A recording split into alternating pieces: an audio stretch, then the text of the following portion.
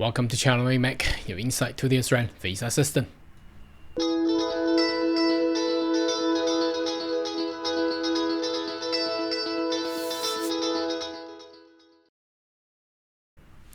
Good day everyone, my name is Carl Young, your online YouTube visa consultant. Are you interested in migrating to Australia? Why don't you consider to subscribe to my channel and turn on the bell on the side so once all the updates and news, you'll be the first one getting all the inside. Now it's the 10th of February 2025, Monday. I've got a lot of news, not just from Australia but also from New Zealand as well. So we're going to talk about that a little bit, going through some media articles and talk about what's happening out there.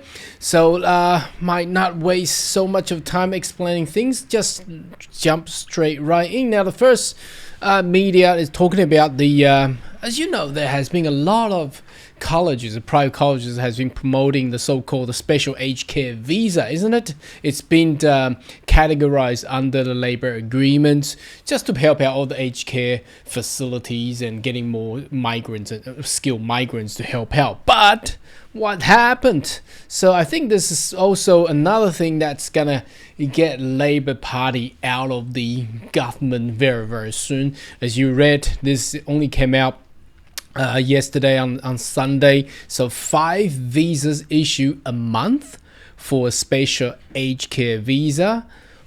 Only 5.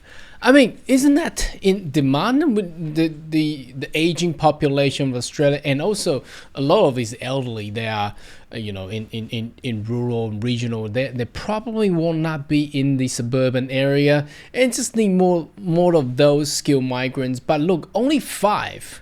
Can that actually help out? I mean, you probably can train more than 5 aged care, workers all around the nation. Why would you still need a special aged care visa there? So this will be heavily criticized by the opposition. As you can see, opposition immigration spokesman Dane Tahan says the vigorous special aged care visa are another nail in the coffin.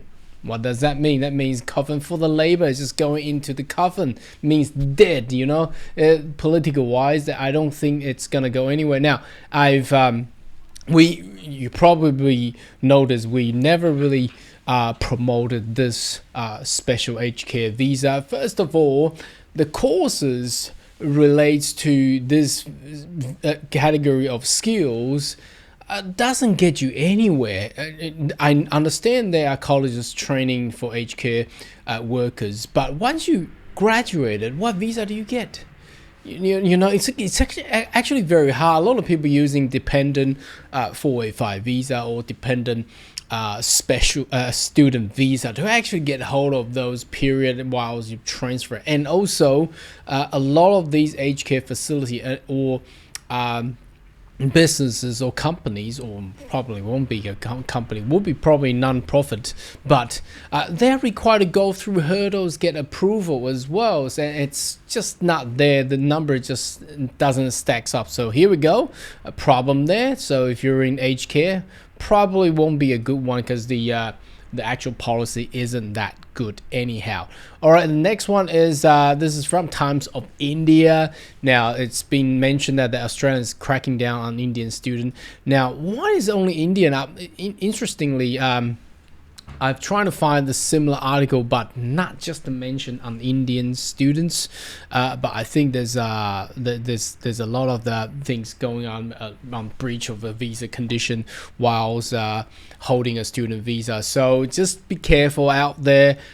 This has been a lot of task forces going out there just to check whether you actually comply with working 48 hours per fortnight. So just ensure that you don't breach that. Otherwise, once you get caught, the problem is you're likely to get your visa cancelled and deported out of Australia. So just getting to the meeting with the conditional visa that you actually hold currently.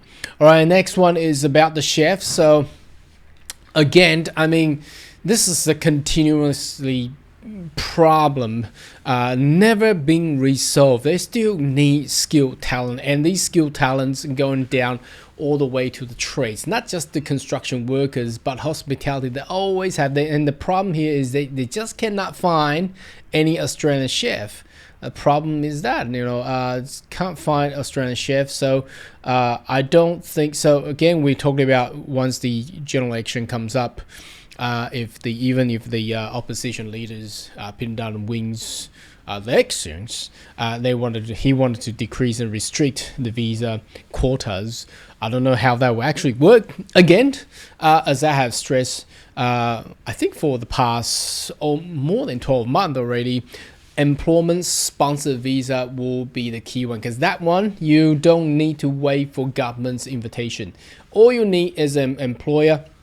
Now I don't know how these employers actually do. They probably won't able to pay the chef as high as enough to actually get them a full A2 and SID visa. But anyhow, there's still a lot of problem, and they will never resolve all these problems because Australia is just too big and with too less population. That's the problem there. Now let's jump into New Zealand, shall we? Now we've talked about New Zealand. It has a lot of problem. It does have a lot of problem. Now they are gonna loosen their visa to lure foreign investor. I'm not too sure how that will actually work.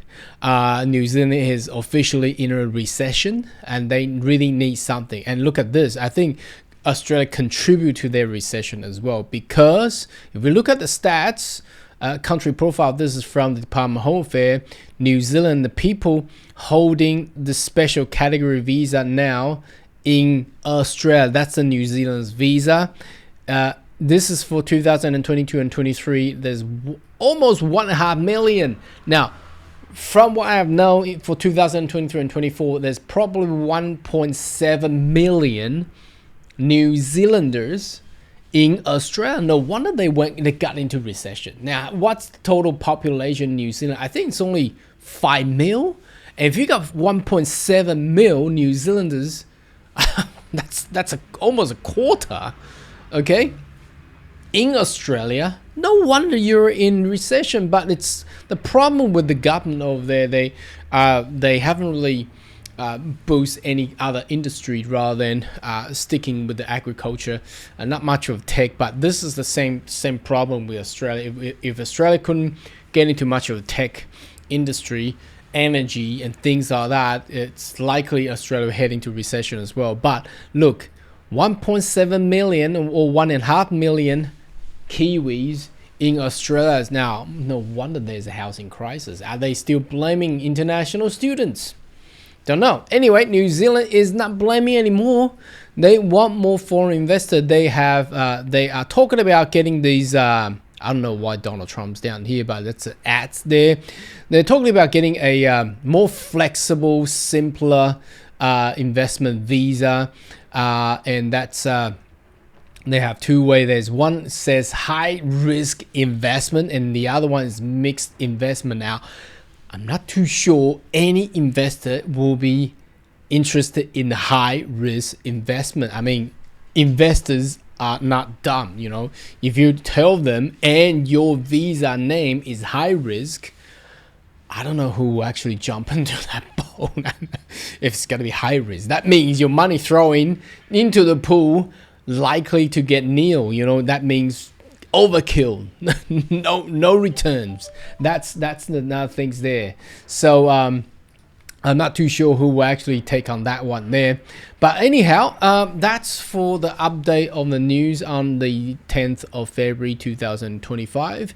Should you have more question query, more than welcome to leave comment right down below, and I'll see you next video. Goodbye.